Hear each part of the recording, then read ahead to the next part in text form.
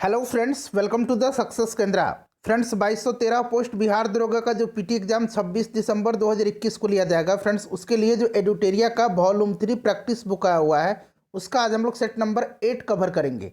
इससे पहले ऑलरेडी हम लोगों ने सेट नंबर 1 से लेकर के 7 तक को कवर कर लिया था, तो अगर आपने नहीं देखा है तो देख लीजिएगा। इन सभी वीडियोज़ का लिंक आपको आज की इस वीडियो के डिस्क्रिप्शन बॉक्स में मिल जाएगा।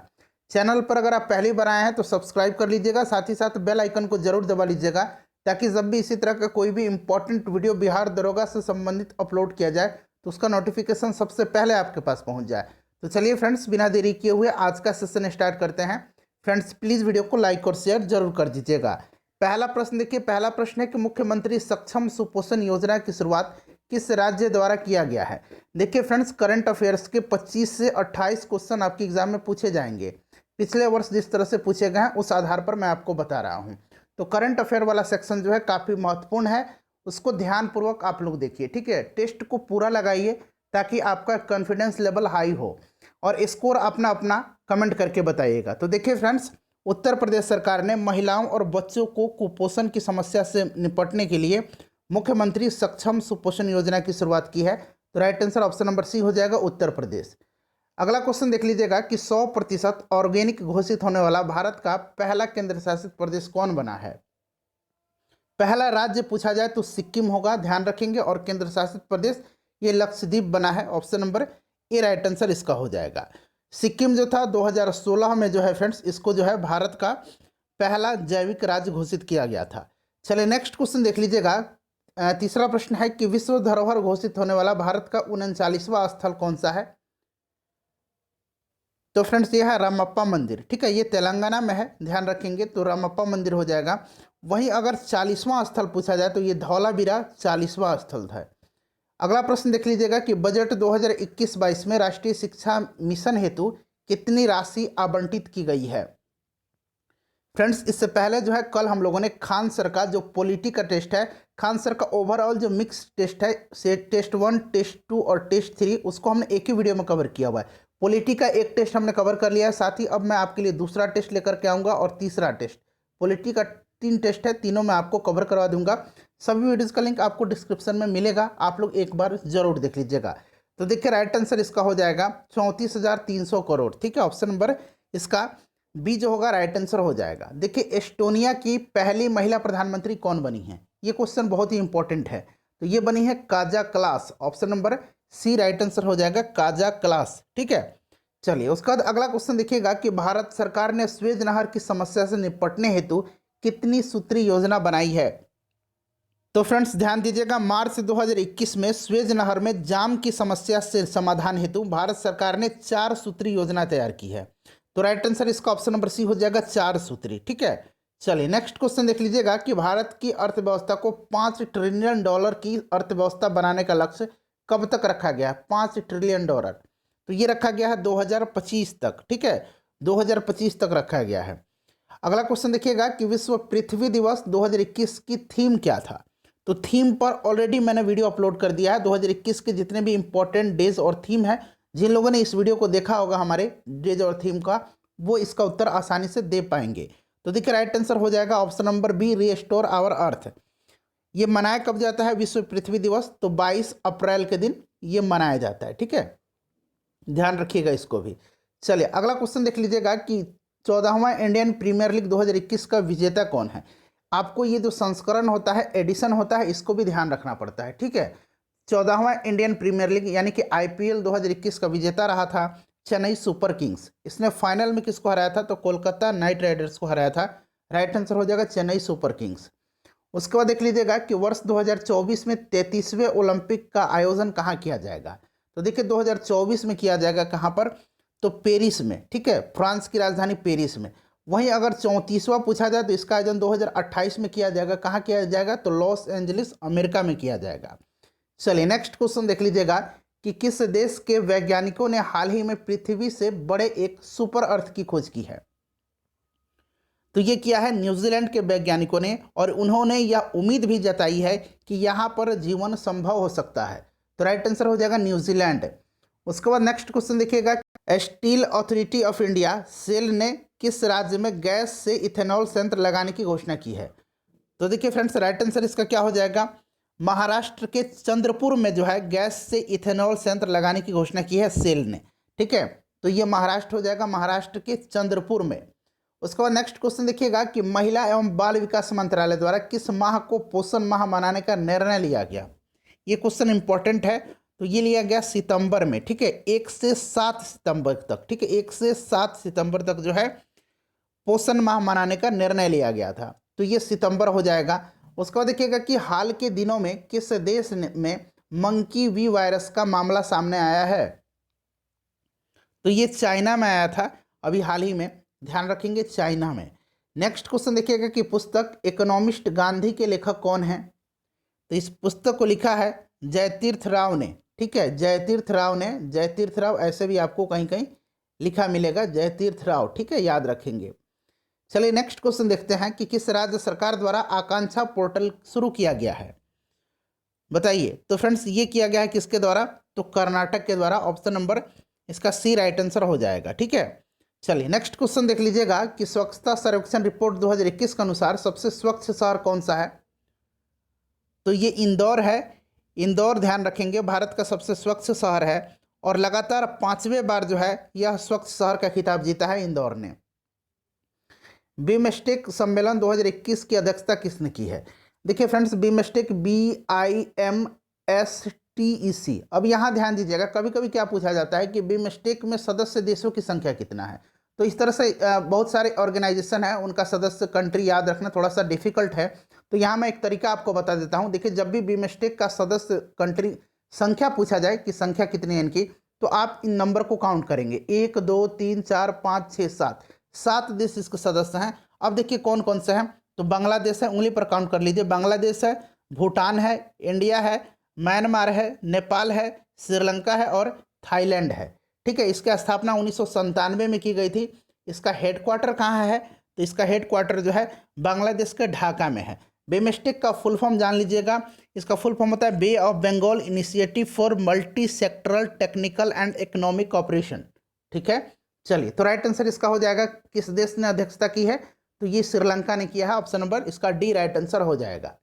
उसके बाद देखिए, विश्व का पहला 6G उपग्रह का सफल प्रक्षेपण किस देश द्वारा किया गया। तो ये किया गया है चीन के द्वारा। Option number C right answer इसका हो जाएगा। उसका देखिए, वर्तमान में राजस्थान के राज्यपाल कौन हैं। तो वर्तमान में राज्यपाल जो है राजस्थान के, ये हैं कौन, Kalraj Mishra. Option number B right answer हो जाएगा। मुख्यमंत्री अशोक गहलोत हैं, ध्यान रखेंगे।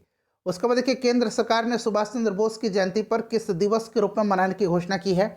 तो 23 जनवरी के दिन सुभाष चंद्र बोस जी की जयंती पर पराक्रम दिवस मनाया जाएगा। तो याद रखेंगे पराक्रम दिवस कब, तो 23 जनवरी के दिन।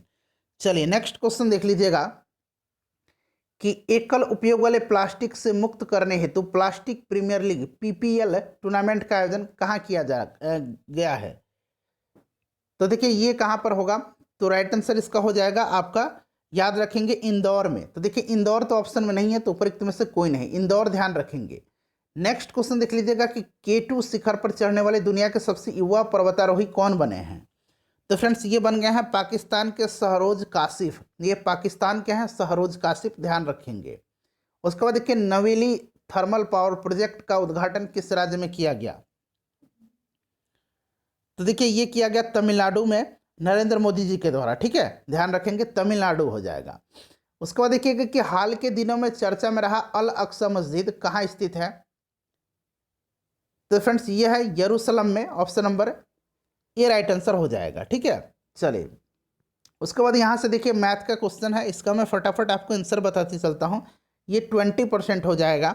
और फ्रेंड्स आपसे मैं डेली रिक्वेस्ट करता हूँ कि प्लीज़ वीडियो को लाइक ज़रूर करें। देखिए आपका एक लाइक जो है मुझे काफ़ी मोटिवेट करता है। ठीक है, तो लाइक कीजिएगा और सेशन जब हमारा समाप्त हो जाता है तो उसको शेयर भी वीडियो को ज़रूर कर दीजिएगा। 800 सेंटीमीटर स्क्वायर हो जाएगा इसका आंसर। उसके बाद 29 का देख लीजिएगा, 29 का 75 हो जाएगा। 30 का जो है, 30 का क्वेश्चन जो है 30 नंबर, इसका आंसर हो जाएगा आपका तो नंबर डी 1,72,931। ठीक है फ्रेंड्स, चलिए उसके बाद देखिएगा कि केंद्र शासित प्रदेश पुदुचेरी का सीमा किसके साथ नहीं लगती है, नहीं पूछा गया। देखिए पुदुचेरी पहले पौंडीचेरी के नाम से जाना जाता था, 2006 से इसका नाम रखा गया पुदुचेरी। ठीक है, और देखिए ये सीमा साझा करता है केरल के साथ, तमिलनाडु के साथ और आंध्र प्रदेश के साथ, ठीक है। कर्नाटक के साथ नहीं करता है, तो ध्यान रखेंगे कर्नाटक हो जाएगा इसका राइट आंसर। उसके बाद देखिए प्रायद्वीपीय भारत की सबसे ऊंची चोटी कौन सी है, तो आपको पता होगा ये चोटी कौन सी है, अनाईमुदी है, ठीक है। अनाईमुदी जो कि अन्नामलाई पर्वत पर है।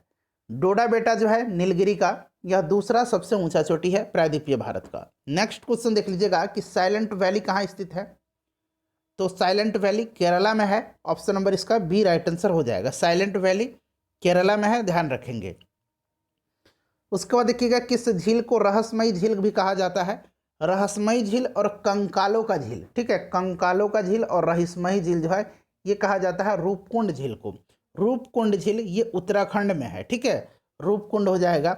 उसके बाद देख लीजिएगा कि दिए गए विकल्प में गंगा की कौन सी सहायक नदी उत्तर वाहिनी है, तो ये आपकी सोन नदी है। सोन नदी का उद्गम कहाँ से होता है, अमरकंटक की पहाड़ियों से होता है, ध्यान रखेंगे सोन हो जाएगा। और ये पटना के समीप जो आकर के गंगा में मिल जाती है। नेक्स्ट क्वेश्चन देख लीजिएगा, अगला क्वेश्चन है मिलान करना है। देखिए फ्रेंड्स, खाद्य उत्पादन वृद्धि ये हरित क्रांति हो जाएगा, दुग्ध जो है श्वेत हो जाएगा, मत्स्य जो है नीली हो जाएगा और उर्वरक जो है भूरी क्रांति हो जाएगा। तो इस तरह से आप इसको मिला लीजिएगा, 1 3 2 4 इसका राइट आंसर हो जाएगा। ऑप्शन नंबर ए हो जाएगा 1 3 2 4। अगला क्वेश्चन देख लीजिएगा कि करनाल बंट रोग संबंधित है किस फसल से, तो करनाल बंट जो है ये गेहूं का रोग है, ऑप्शन नंबर इसका सी राइट आंसर हो जाएगा, ठीक है। चलिए, और यह कवक के द्वारा होता है। उसके बाद देखिएगा नेक्स्ट क्वेश्चन है कि ग्रेट विक्टोरियन मरुस्थल कहाँ स्थित है। ग्रेट विक्टोरियन मरुस्थल और गिब्सन मरुस्थल ये दोनों ऑस्ट्रेलिया में है, ध्यान रखेंगे, ठीक है। ग्रेट विक्टोरियन और गिब्सन ये ऑस्ट्रेलिया हो जाएगा। उसके बाद देखिएगा किस अफ्रीकी देश की सीमा भूमध्य सागर से नहीं लगती है, बताइए भूमध्य सागर से किसकी सीमा नहीं लगती है। तो फ्रेंड्स ये आपका हो जाएगा चार के साथ, ठीक है, option number A right answer इसका हो जाएगा। नेक्स्ट क्वेश्चन देखिएगा, नेक्स्ट क्वेश्चन है कि डेविस जल संधि किस सागर से संबंधित है, तो ये बेफिन की खाड़ी और अटलांटिक महासागर से संबंधित है, option number A right answer इसका हो जाएगा, ठीक है।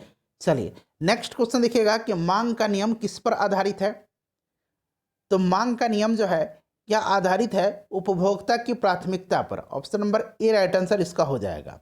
मांग का नियम उपभोक्ता की प्राथमिकता पर पूर्ण रूप से आधारित होता है। उसके बाद देखिए भारत में राष्ट्रीय आय का आकलन पहली बार किसने किया था, तो ये किया था किसने, दादा भाई नौरोजी ने। उनकी एक पुस्तक है जो बार बार पूछा जाता है, poverty and un British rule in India, ठीक है, याद रखेंगे। उसके बाद देखिए भारत में सर्वप्रथम आर्थिक सुधार नीति कब प्रारंभ की गई थी, तो फ्रेंड्स भारत सरकार ने 1991 में आर्थिक सुधार नीति को प्रारंभ किया था। इस नीति ने भारतीय अर्थव्यवस्था को गति देने में काफ़ी मदद की, तो ये 1991 हो जाएगा। देखिए 1991 ऑप्शन में नहीं दिया गया है। भारतीय अर्थशास्त्री अमर्त्य सेन को किस क्षेत्र में योगदान के लिए नोबेल पुरस्कार दिया गया था, अर्थशास्त्र के क्षेत्र में, तो ये दिया गया था कल्याण अर्थशास्त्र के लिए, ठीक है। कब दिया गया था नोबेल पुरस्कार, तो 1998 में। इनको भारत रत्न कब दिया गया, तो 1999 में, इसको भी ध्यान रखेंगे। होम इन द वर्ल्ड अभी एक पुस्तक आई थी हाल ही में, ये लिखी गई है अमर्त्य सेन के द्वारा। करंट अफेयर का क्वेश्चन है, पूछा जा सकता है, ध्यान रखेंगे। वैसे जितने भी इंपॉर्टेंट बुक्स और ऑथर के नाम हैं करीब 100 से भी अधिक मैंने कल ही कवर करवाया है, देख लीजिएगा। दिए गए विकल्पों में से कौन वैकल्पिक धन का उदाहरण है, तो वैकल्पिक धन का उदाहरण इसमें से आपका हो जाएगा चेक, ठीक है। ऑप्शनल मनी का यह एग्जाम्पल है चेक। उसके बाद देखिए बनेरघट्टा राष्ट्रीय उद्यान, बनेरघट्टा नेशनल पार्क किस राज्य में है, तो ये बेंगलुरु के पास है, कर्नाटक में। उसके बाद देखिए निम्न में से कौन दुर्लभ जातीय यानी कि रेयर स्पीसीज का उदाहरण है, तो देखिए दुर्लभ जातियों की संख्या जो है विश्व में सबसे कम है, और इसमें हिमचीता हो जाएगा और शुतुरमुर्ग हो जाएगा, तो ऑप्शन नंबर डी हो जाएगा, बी और सी दोनों। उसके बाद देखिए विश्व वन्य जीव दिवस किस तिथि को प्रतिवर्ष मनाया जाता है, तो विश्व वन्य जीव दिवस जो है यह 3 मार्च के दिन मनाया जाता है, ध्यान रखेंगे। ऑप्शन में देखिए 3 मार्च नहीं दिया गया है। विश्व वन्य जीव सप्ताह, ठीक है, यहाँ दिवस नहीं लिखना चाहिए, यहाँ सप्ताह लिखना चाहिए था, ठीक है। विश्व वन्य जीव सप्ताह जो है यह मनाया जाता है कब, तो ये मनाया जाता है फ्रेंड्स आपको अक्टूबर के पहले सप्ताह में, और इस वर्ष जो है 2 से 8 अक्टूबर तक यह मनाया गया विश्व वन्य जीव सप्ताह, ठीक है। विश्व वन्य जीव दिवस जब पूछे, तिथि जब पूछे, तो ये 3 मार्च के दिन मनाया जाता है। तो ऑप्शन में तो 3 मार्च नहीं दिया गया है, ठीक है। चलिए अगला क्वेश्चन देखिए कि परमाणु ऊर्जा आयोग का गठन किस वर्ष किया गया था। तो ये किया गया था 1948 में, 15 अप्रैल 1948 को, और इसके प्रथम अध्यक्ष डॉक्टर होमी जहांगीर भाभा थे, इन्हीं के नेतृत्व में किया गया था। उसके बाद देखिएगा कि वर्ष 1986 में रेडियोधर्मी प्रदूषण चेरनोबिल दुर्घटना किस देश में हुआ था। तो याद रखेंगे ये हुआ था यूक्रेन में। नेक्स्ट क्वेश्चन देखिएगा, जब किसी माध्यम से ताप बढ़ता है तो उस माध्यम में प्रकाश के वेग पर क्या प्रभाव पड़ता है। तो प्रकाश का वेग अपरिवर्तित रहता है, ठीक है, कोई परिवर्तन नहीं होता है। Option number C right answer इसका हो जाएगा। डायनेमो वह संयंत्र है जो निम्न ऊर्जा को परिवर्तित करता है। तो डायनेमो जो है यह यांत्रिक ऊर्जा को विद्युत ऊर्जा में परिवर्तित करता है, तो यांत्रिक ऊर्जा को विद्युत ऊर्जा में। उसके बाद नेक्स्ट क्वेश्चन देख लीजिएगा कि जब कोई वस्तु को पानी में डुबाया जाता है तो उसके भार में कमी निम्न में से किसके बराबर होती है। तो उसके भार में जो कमी होती है वो उसके द्वारा जो द्रव्य हटाया गया है उसी की मात्रा के बराबर होती है। तो ऑप्शन नंबर बी हो जाएगा, उसके द्वारा हटाए गए द्रव्य की मात्रा के बराबर होती है, ठीक है, ध्यान रखेंगे। उसके बाद देखिए गतिज ऊर्जा का समीकरण इसमें से कौन सा है। तो हाफ mv² हो जाएगा, देखिए कहाँ पर दिया गया है, ठीक है। चलिए उसके बाद देख लीजिएगा कि पृष्ठ तनाव का एसआई मात्रक। पृष्ठ तनाव यानी कि टेंशन है, सरफेस टेंशन, ये होता है फोर्स अपॉन, ये क्या हो जाएगा, लेंथ हो जाएगा। तो यहाँ पर देख लीजिएगा फोर्स का क्या होता है, न्यूटन होता है, और यहाँ पर इसका क्या हो जाएगा, मीटर हो जाएगा, ठीक है। तो न्यूटन मीटर इसका हो जाएगा, न्यूटन पर मीटर हो जाएगा। तो देखिए न्यूटन पर मीटर इसका राइट आंसर हो जाएगा। उसके बाद नेक्स्ट क्वेश्चन देख लीजिएगा कि निम्नलिखित में से फास्फोरस का अयस्क नहीं है। तो इसमें से फास्फोरस का अयस्क आपको बताना है, बताइए कौन सा नहीं है। तो देखिए फास्फोरस का अयस्क इसमें से जो है फास्फोराइट है, क्लोरापाइट है और फ्लोरोपाइट है, ये ग्रेनाइट नहीं है, ठीक है, ध्यान रखेंगे। चलिए नेक्स्ट क्वेश्चन देख लीजिएगा कि रासायनिक तत्वों के दूसरे तत्वों से योग करने की क्षमता निम्न में से किसके द्वारा पता लगाया जाता है। तो ये लगाया जाता है उसके संयोजकता पर, ठीक है, राइट आंसर इसका हो जाएगा संयोजकता से। उसके बाद पूछा गया कि 1 मोल बराबर कितना होता है। तो 1 मोल बराबर ये कितना होता है, तो ये होता है आपका 6.022 इंटू 10⁻23, ठीक है। ऑप्शन नंबर बी इसका राइट आंसर हो जाएगा। इसको क्या कहा जाता है, यवगाद्रो संख्या कहा जाता है, ठीक है। चलिए नेक्स्ट क्वेश्चन देख लीजिएगा कि वेल्डिंग के लिए निम्न में से किस मिश्रण का प्रयोग किया जाता है। तो देखिए वेल्डिंग के लिए जो है ऑक्सीजन और एसिटिलीन गैस के मिश्रण का प्रयोग किया जाता है, लेकिन यहाँ पर देखिए यहाँ पर इसका भी इस्तेमाल किया जाता है आयरन ऑक्साइड एवं एल्युमिनियम का। उसके बाद नेक्स्ट क्वेश्चन देखिएगा कि वॉशिंग सोडा, धोने वाला सोडा, निम्नलिखित में से किसका सामान्य नाम है। तो वॉशिंग सोडा जो होता है इसका फॉर्मूला होता है Na2CO3 इंटू 10H2O होता है, ठीक है फ्रेंड्स। इसको कहा जाता है सोडियम कार्बोनेट, और जो खाने वाला सोडा है, बेकिंग सोडा है, उसको सोडियम बाइकार्बोनेट कहा जाता है, उसका फॉर्मूला होता है NaHCO3। तो दोनों को आप ध्यान रखेंगे।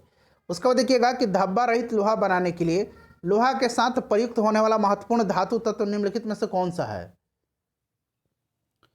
तो सही आंसर इसका क्या हो जाएगा, सही आंसर हो जाएगा इसमें से क्रोमियम, ठीक है। उसके बाद नेक्स्ट क्वेश्चन देखिए कि सोडियम क्लोराइड में उपस्थित कौन सी अशुद्धता नमी सोखती है। सोडियम क्लोराइड NaCl खाने वाला नमक है, इसका pH वैल्यू 7 होता है, ठीक है, ध्यान रखेंगे हमेशा। इसमें होता है मैग्नीशियम क्लोराइड, ठीक है, मैग्नीशियम क्लोराइड होता है जो सोडियम क्लोराइड में उपस्थित नमी को सोखता है, तो मैग्नीशियम क्लोराइड हो जाएगा। उसके बाद नेक्स्ट क्वेश्चन देखिएगा कि एक घोल किसका कोलाइडी विलयन है। तो ये है द्रव्य में द्रव का, ठीक है, द्रव्य में द्रव का है। नेक्स्ट देखिएगा कि हाइपरटेंशन शब्द निम्नलिखित में से किसके लिए प्रयोग किया जाता है। तो हाइपरटेंशन यानी कि ब्लड प्रेशर हाई होता है, ठीक है, उच्च रक्तचाप होता है, तो रक्तचाप बढ़ने के लिए, ठीक है, ऑप्शन नंबर डी इसका राइट आंसर हो जाएगा। उसके बाद नेक्स्ट क्वेश्चन देखिएगा कि अल्जाइमर रोग मानव शरीर का कौन सा भाग जो है इससे प्रभावित होता है अल्जाइमर रोग से। तो ये मस्तिष्क होता है, ठीक है फ्रेंड्स, ध्यान रखेंगे। जिसके कारण क्या होता है अल्जाइमर रोग के, यादाश्त, सोचने और समझने की शक्ति जो है ये बदलने लगती है। चलिए तो ये हो जाएगा, मस्तिष्क हो जाएगा। नेक्स्ट क्वेश्चन देखिएगा कि मानव मस्तिष्क का कौन सा अंग निगलने और उगलने के नियामक केंद्र होता है। तो निगलने और उगलने का जो नियामक होता है इसमें मेंडुला ऑब्लोंगेटा होता है, option number C right answer इसका हो जाएगा। अगला क्वेश्चन देखिएगा कि जोड़ पर यूरिक एसिड क्रिस्टलों का एकत्र हो जाना का कारण क्या है। तो इसका कारण है गठिया, ठीक है, गठिया रोग, जो कि ज्वाइंट होता है, जोड़ पर, ज्वाइंट पर गठिया रोग। उसके बाद देखिए रक्त में श्वेत कणों का मुख्य प्रयोजन क्या है, तो श्वेत कण जो है ये संक्रमण में जो है संक्रमण से संघर्ष करना है, देखिए ऑप्शन में दिया गया है बी में, ठीक है। चलिए उसके बाद ऑक्सीजन ले जाने का काम आरबीसी करता है, रेड ब्लड कर्पुलस यानी कि लाल रक्त कणिका। उसके बाद देखिए लाइकेन में प्रजनन किस प्रकार होता है, तो लाइकेन में जो है प्रजनन होता है किस प्रकार, तो कायिक जनन के द्वारा, लैंगिक जनन के द्वारा और अलैंगिक जनन के द्वारा। तो देखिए इसमें से सभी हो जाएगा, ठीक है। चलिए नेक्स्ट क्वेश्चन देखिएगा, अगला क्वेश्चन है कि निम्नलिखित में से कौन मालवेसी कुल का पौधा नहीं है, तो मालवेसी कुल का इसमें से पौधा जो नहीं है वो हो जाएगा सरसों, ठीक है। सरसों जो है ध्यान से सुनिएगा, सरसों, मूली, सलजम, ये सभी जो है ये है क्रूसीफेरी, ठीक है, क्रूसीफेरी, यहाँ मैं लिख देता हूँ क्रूसीफेरी कुल के पौधे, ठीक है, ध्यान रखिए क्रूसीफेरी। नेक्स्ट क्वेश्चन देख लीजिएगा कि नारियल के खाने योग्य भाग क्या कहलाता है, तो फ्रेंड्स ये कहलाता है भ्रूणपोष, ऑप्शन नंबर डी हो जाएगा। उसके बाद अगला क्वेश्चन देखिएगा कि निम्नलिखित में से लोधी राजवंश का संस्थापक कौन था, तो ये बहलोल लोधी था और आखिरी शासक इब्राहिम लोधी था, ठीक है। 1526 के पानीपत के युद्ध में इब्राहिम लोधी बाबर के साथ जो युद्ध हुआ था आपको याद होगा, ये आखिरी था शासक।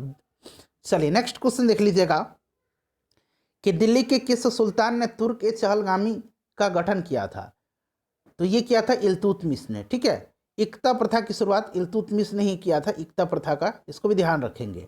देखिए मध्ययुगीन महाकाव्य पद्मावत किसने लिखा है, तो पद्मावत लिखा है मलिक मोहम्मद जायसी ने, ठीक है, ध्यान रखेंगे मलिक मोहम्मद जायसी हो जाएगा, option number C right answer हो जाएगा। दिल्ली में हुमायूं का मकबरा किसने बनवाया था, तो हुमायूं का मकबरा बनाया था हाजी बेगम ने, और हाजी बेगम जो थी इनको हमीदा बानो बेगम इनका नाम था, क्या था, हमीदा बानो बेगम, और इनको हाजी बेगम भी कहा जाता था।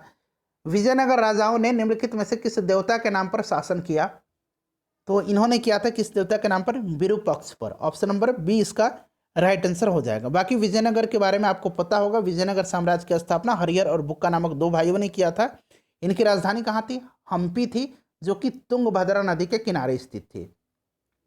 विदेशी यात्री डायमेकस निम्नलिखित में से किसके दरबार में आया था, डायमेकस आया था बिंदुसार के दरबार में, और डायनीसियस जो आया था, डायनीसियस ये आया था अशोक के दरबार में, ठीक है। तो दोनों को आप ध्यान रखेंगे, राइट आंसर इसका ऑप्शन नंबर सी हो जाएगा, डायमेकस। चलिए अगला क्वेश्चन देखिएगा, नेक्स्ट क्वेश्चन है हमारा कि गुप्त काल में सर्वाधिक महत्वपूर्ण व्यापारिक केंद्र, सर्वाधिक महत्वपूर्ण पूछा गया है। वैसे तो प्रमुख व्यापारिक केंद्र पाटलिपुत्र, भड़ौच, ठीक है, और उज्जैन थे, लेकिन सबसे महत्वपूर्ण जो था वो उज्जैन था। नेक्स्ट क्वेश्चन देख लीजिएगा कि एलोरा का प्रसिद्ध कैलाश मंदिर का निर्माण किस शासक ने करवाया था, तो ये करवाया था आपका राष्ट्रकूट शासक कृष्ण प्रथम ने, option number A right answer इसका हो जाएगा। नेक्स्ट क्वेश्चन देखिएगा कि भारत का व्यापारिक संबंध सबसे पहले किस यूरोपीय देश के साथ स्थापित हुआ था, तो आपको पता है ये पुर्तगाली थे, ठीक है, और पुर्तगाली वायसराय जो पहला वायसराय भारत में था, पुर्तगाली वायसराय, वो था फ्रांसिस्को दी अल्मीडा, ठीक है। चलिए 1498 ईस्वी में वास्को डी गामा जो कि पुर्तगाली यात्री था, ये कालीकट के समुद्र तट पर आया था, ठीक है। चलिए नेक्स्ट क्वेश्चन देखिएगा कि निम्नलिखित में से भारत का प्रथम वायसराय कौन था, तो भारत का अंतिम गवर्नर जनरल और प्रथम वायसराय जो था ये लॉर्ड कैनिंग था, ठीक है, ध्यान रखेंगे। चलिए 1857 का विद्रोह इसी के समय हुआ था, विधवा पुनर्विवाह अधिनियम पारित हुआ था, क्लियर। चलिए अगला क्वेश्चन देख लीजिएगा कि फ्रांसीसी दक्कन के शक्ति स्थापित करने में क्यों असफल रहे थे, तो ये हो जाएगा आपका अंग्रेजों की फौज शक्तिशाली थी। उसके बाद देख लीजिएगा कि स्वराज मेरा जन्मसिद्ध अधिकार है और मैं इसे लेकर के रहूँगा, ये स्टेटमेंट बाल गंगाधर तिलक का है। इन्होंने यह कथन कांग्रेस के किस अधिवेशन में व्यक्त किया था, तो इन्होंने 1916 का जो लखनऊ अधिवेशन हुआ था, option number D right answer हो जाएगा इसका, ठीक है। इसकी अध्यक्षता अंबिका चरण मजूमदार ने किया था, और इसमें जो है मुस्लिम लीग और कांग्रेस के जो नरम दल गरम दल इन सभी में एकता हुई थी, ठीक है। चलिए अगला क्वेश्चन देख लीजिएगा कि महात्मा गांधी द्वारा दक्षिण अफ्रीका में प्रकाशित की गई पत्रिका का नाम क्या था। देखिए महात्मा गांधी ने दक्षिण अफ्रीका में, यहाँ मैं लिख देता हूँ, टोल्स्टॉय आश्रम, फिनिक्स आश्रम, ठीक है, टोल्स्टॉय आश्रम हो गया, एक हो गया फिनिक्स आश्रम, उसके बाद Natal Indian Congress, Natal Indian Congress, इन सब की स्थापना महात्मा गांधी ने दक्षिण अफ्रीका में किया था। और इसमें से आपका इंडियन ओपिनियन जो था, इसकी भी स्थापना, जो समाचार पत्र था, पत्रिका जो था इनका इंडियन ओपिनियन, इसकी भी स्थापना इन्होंने कहाँ पर किया था? दक्षिण अफ्रीका में ही किया था। नटाल इंडियन कांग्रेस, टॉल्स्टॉय आश्रम, फिनिक्स आश्रम और इंडियन ओपिनियन की इसने स्थापना इन्होंने कहाँ पर किया था? ये किया था दक्षिण अफ्रीका में। चलिए अगला क्वेश्चन देख लीजिएगा कि संविधान सभा की प्रमुख समितियों में अल्पसंख्यक उप समिति के अध्यक्ष कौन थे? तो अल्पसंख्यक उप समिति के अध्यक्ष जो थे ये थे HC मुखर्जी। ऑप्शन नंबर आपका बी राइट आंसर हो जाएगा। ठीक है, देखिए मौलिक अधिकारों एवं अल्पसंख्यक समिति परामर्श समिति की दो समितियां थी। एक हो गया आपका अल्पसंख्यक उप समिति जिसके अध्यक्ष HC मुखर्जी थे, और एक थी मौलिक अधिकार उप समिति जिसके अध्यक्ष JB कृपलानी थे। ठीक है, को मौलिक अधिकारों एवं अल्पसंख्यक संबंधी परामर्श समिति जिसकी दो उप समितियां थी, उसके अध्यक्ष जो थे वो थे कौन? तो सरदार पटेल। चलिए अगला क्वेश्चन देख लीजिएगा, यहाँ मिलान करना है। ठीक है, देखिए नागरिकता जो है संविधान के किस भाग में है? नागरिकता भाग 2 में है। पंचायत जो हो जाएगा भाग 9 हो जाएगा, राजभाषा भाग 17 और सहकारी समितियां हो जाएगा आपका भाग 9 ख। ठीक है, तो इसको आप लोग मिला लीजिएगा, 1 4 2 3 इसका राइट आंसर हो जाएगा, 1 4 2 3। ठीक है, चलिए नेक्स्ट क्वेश्चन देख लीजिएगा, 1 4 2 3 देखिए ऑप्शन नंबर सी में दिया गया है। अगला क्वेश्चन देख लीजिएगा कि निम्नलिखित में से किस अनुच्छेद में यह वर्णित है कि कोई भी भारतीय नागरिक किसी अन्य देश से बिना राष्ट्रपति की आज्ञा की कोई भी उपाधि स्वीकार नहीं कर सकता है? तो आपने पढ़ा होगा आर्टिकल जो 18 है इसमें उपाधियों का अंत है। ठीक है, ध्यान रखेंगे। और इसी आर्टिकल के तहत भारत सरकार के द्वारा भारत रत्न, पद्म विभूषण, पद्मभूषण, पद्मश्री, सेना के द्वारा परमवीर चक्र, महावीर चक्र, वीर चक्र, ये सभी पुरस्कार दिए जाते हैं। ठीक है, चलिए बाकी आपको पता है। चलिए नेक्स्ट क्वेश्चन देखिएगा कि मौलिक अधिकारों के संबंध में निम्न में से कौन सा कथन सही नहीं है? तो इसमें से सही कथन नहीं है वो होगा, इसका वर्णन संविधान के भाग 4 क में किया गया है, ये गलत है। मौलिक अधिकार भाग 3 में है। ठीक है, ध्यान रखेंगे, आर्टिकल 12 से लेकर के कहाँ तक? 35 तक में। ठीक है, ध्यान रखेंगे। चलिए अगला क्वेश्चन देख लीजिएगा, नेक्स्ट क्वेश्चन हमारा कि निम्नलिखित में से कौन सा विषय राज्य सूची के अंतर्गत नहीं आता है? राज्य सूची के अंतर्गत इसमें से नहीं आएगा आपका। तो देखिए फ्रेंड्स, ये कारागार जो है ये राज्य सूची का विषय है। स्थानीय स्वशासन जो है, स्थानीय शासन, ये भी राज्य सूची का विषय है। लोक स्वास्थ्य भी राज्य सूची का विषय है। लेकिन समाचार पत्र जो है यह समवर्ती सूची का विषय है, ध्यान रखेंगे। ऑप्शन नंबर डी इसका राइट आंसर हो जाएगा। उसके बाद देखिए किस संविधान संशोधन द्वारा राष्ट्रीय आपातकाल के अधीन उद्घोषणा संपूर्ण भारत में या उसके किसी भाग में की जा सकती है? तो सही आंसर इसका हो जाएगा आपका 44वां संशोधन। ठीक है, जो कि 1978 में हुआ था। उसके बाद नेक्स्ट क्वेश्चन देखिएगा कि सरकारी उपक्रम समिति में कुल सदस्य संख्या कितनी थी, कितनी होती है? तो कुल कितना सदस्य होते हैं इसमें? कुल होते हैं 22 सदस्य। इसमें 15 सदस्य लोकसभा से होते हैं और 7 सदस्य राज्यसभा से होते हैं। उसी प्रकार से लोक लेखा समिति में भी 22 सदस्य ही होते हैं। 15 सदस्य लोकसभा से और 7 सदस्य राज्यसभा से। प्राक्कलन समिति में 30 सदस्य होते हैं और ये केवल लोकसभा से होते हैं, राज्यसभा से इसमें सदस्य नहीं होते हैं। निम्नलिखित में से किस समिति के आधार पर पंचायती राज को संवैधानिक दर्जा प्रदान किया गया? तो ये किया गया था LM सिंघवी समिति। ठीक है, इसी के सिफारिश के आधार पर 73वां संविधान संशोधन अधिनियम 1993 के द्वारा पंचायती राज को संवैधानिक दर्जा प्रदान किया गया था। तो LM सिंघवी समिति हो जाएगा। इसका गठन 1986 में किया गया था। ठीक है, इसको भी आप ध्यान रखेंगे। नेक्स्ट क्वेश्चन देखिएगा, वर्तमान में कुल कितने राज्य में विधान परिषद हैं? तो 6 राज्यों में है, उत्तर प्रदेश, बिहार, तेलंगाना, आंध्र प्रदेश, कर्नाटक और महाराष्ट्र में। तो ये 6 राज्य हो जाएगा। उच्च न्यायालय के न्यायाधीशों के अवकाश ग्रहण करने की अधिकतम उम्र सीमा, तो फ्रेंड्स ये है 62 वर्ष। उच्चतम न्यायालय पूछेगा तो 65 वर्ष। उसके बाद देखिए सर्वोच्च न्यायालय में प्रयुक्त होने वाली भाषा कौन सी है? तो ये भाषा है अंग्रेजी।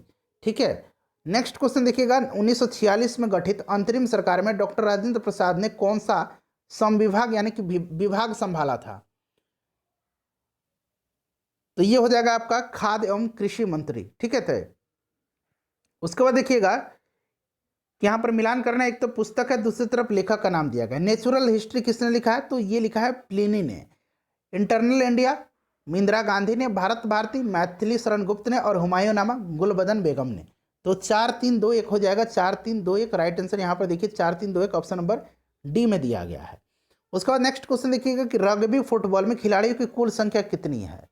रग्बी फुटबॉल में खिलाड़ियों की कुल संख्या, इसका आंसर आप कमेंट करके बताइए और अपना स्कोर भी आप बताइए। ठीक है फ्रेंड्स, मृगनयनी महल कहाँ है? तुर्मृग नैनीमल ये मध्य प्रदेश में है, ग्वालियर दुर्ग पर यह स्थित है, तो मध्य प्रदेश हो जाएगा। विश्व टेलीविज़न दिवस कब मनाया जाता है? तो ये मनाया जाता है 21 नवंबर के दिन। फ्रेंड्स प्लीज़ वीडियो को लाइक कर दीजिएगा और अपना स्कोर कमेंट करके बता दीजिए।